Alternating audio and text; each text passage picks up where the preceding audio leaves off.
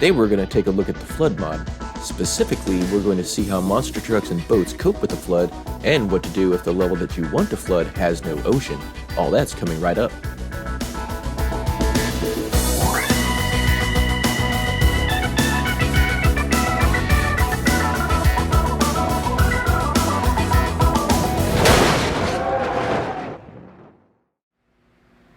Hello YouTube, and welcome back to another episode of BeamNG. Today we're going to take a look at the flood mod. Now this is a mod that a lot of other people have already taken a look at, so I'm not going to go through everything that other people have built videos on. But there are a few things that I haven't seen covered yet, or I haven't seen covered as completely as I think they should be, so I'm going to go ahead and cover them here. First off, if you want to go get the flood mod, first you go to mods, and if you go to repository, go over here to the search bar, type in flood, and here it is, flood. Doesn't get any simpler than that. This is a great mod. Then you would click the plus button there, grab it. After you pick up the flood mod, you will want to bind a key to it in order to make the flood UI appear. In order to do that, bring up the top menu, hit options, go over to controls, and under gameplay, you'll see up here at the top, it says flood UI. And for me, it's the Y key. When you press the Y key, the flood controller UI appears. In the simplest of terms, the flood mod allows you to control the height of the ocean. If you grab the water level slider here, you can make the water level go up and down. The other thing you can do with the flood controller is you can instruct the ocean level to rise or fall at a specific rate. That's this speed control right here. I have it set to 0.1. I'm not sure what units it's using, probably meters per second. But we reset the water level and then click enable.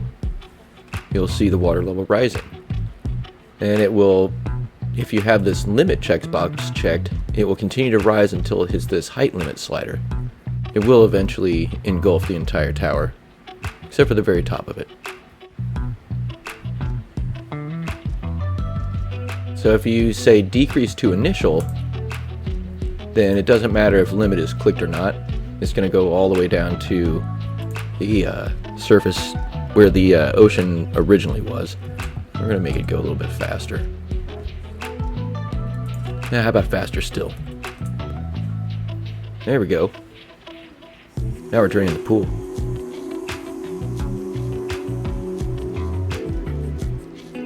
Now one thing you'll notice is that when it gets down to its initial position, it kind of shakes like that. It's the step size in order to get back down to initial is larger than the difference between its current level and initial, and so it keeps resetting itself. I think let's get it to stop just by unchecking the enabled box. What happens if the level that you want to flood has no ocean?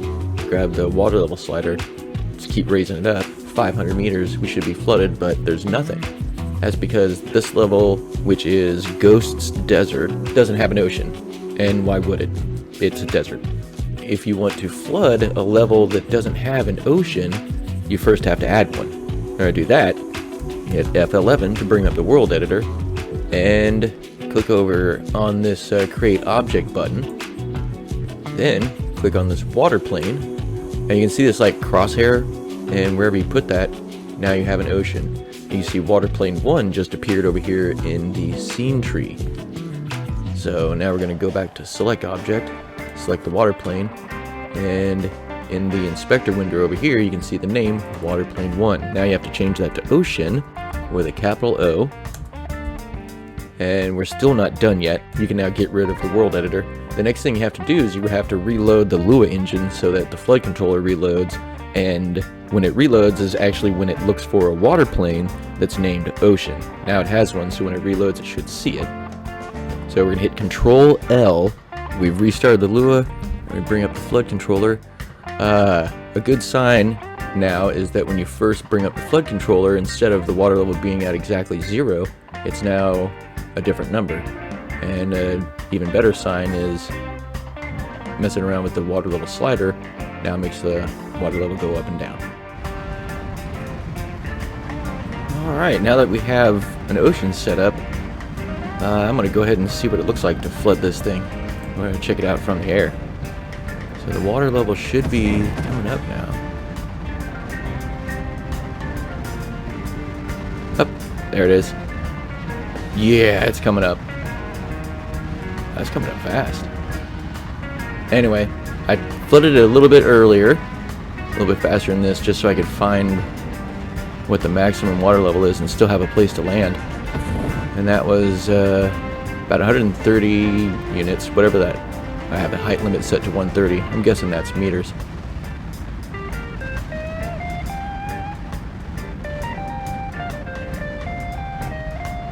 I'm gonna try to land over here. So I'm gonna reduce speed here.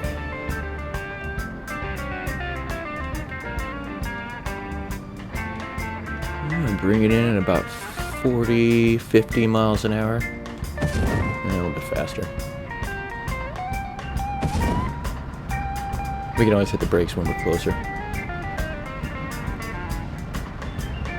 Yeah, this thing has air brakes.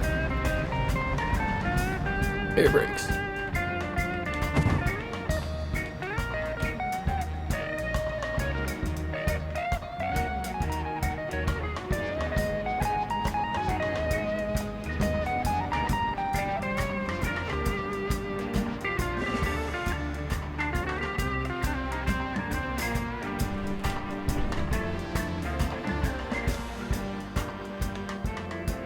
And here we are in the middle of a giant flooded lake that was once a desert.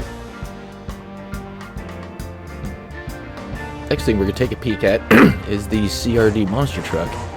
There are several monster trucks available, and I believe that most of, if not all of them, float, but not all of them can swim on their own. If we hit Control B to turn on the beams here.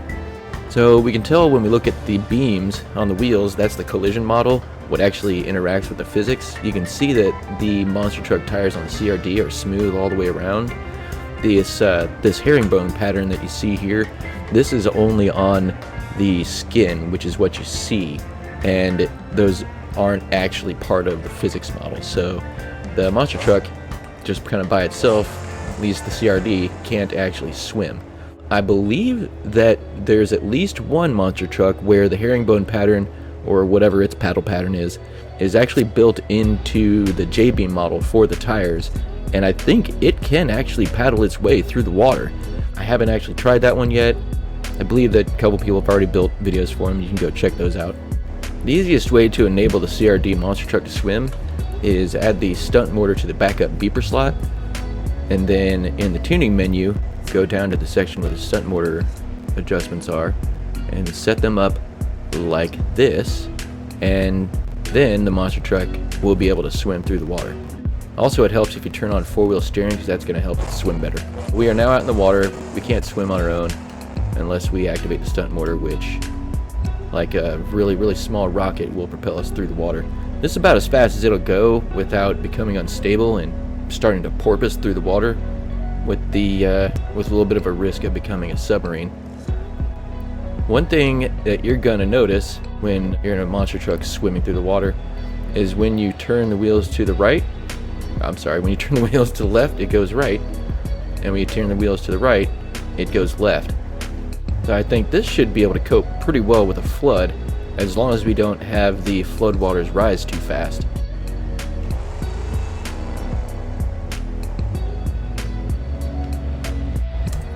Let's see here, 0.01. Let's try that and see if that's a nice appropriate speed to raise the flood up. It should be able to cope at this rate. Come on, float, float, float. Yeah, that's no problem. Let it decrease back to initial again. Oh, that's interesting. Last time we had it decrease to initial, the edge of the water jumped around until we disable it, but this time around it disabled itself. Interesting. Alright, anyway, so 0.01 was slow enough so that the monster truck tires could catch it. Let's try 0.1. Oh, barely. Oh! Engine dried up. Okay, it must have taken on some water in order for it to dry up. And I think what's going to happen is if I just outright set it to 1, the water level is going to come up so fast that the tires aren't even going to get a chance to catch it. and it's just going to hit it like an impact, like a shockwave, and it's going to crush the tires. So yeah, it sank. I think I just heard the tires explode. Yeah, it's wrecked. So the monster truck works as long as you don't make the water level go up or down too fast. Alright, now we're going to see if we can outrun dry land in a boat. So what we're going to do is set this to decrease to initial. I have the initial water height set to 130, I guess, meters. Now I'm going to start off way up here. And then I'm going to try to make it to the harbor without getting beached, hitting trees, or anything like that.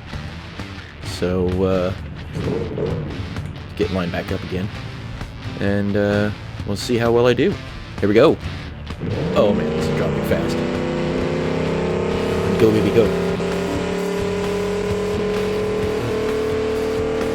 Oh, we're already showing trees.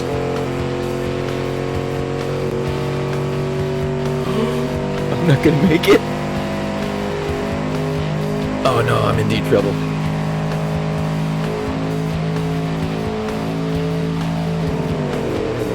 Yeah. Alright, starting up again. Initial water level 130. But this time, instead of dropping the level at a rate of 0.03, we're going to try 0.02 and see what that gets us. Alright, here we go. That water level is not dropping as fast as it did, but I still have a funny feeling it's going to catch up with me. I'm going to keep looking behind us and we're going to watch the dry land catch up. I think there's already trees appearing ahead. Nah, we ain't going to make it again. We'll try this way. Nah, we're still not going to make it.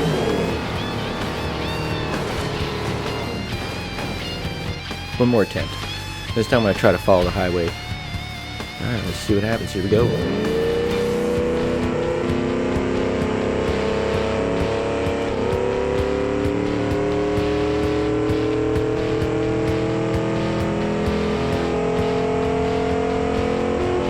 I think I need to start I either need to start further down or not have it drop as fast.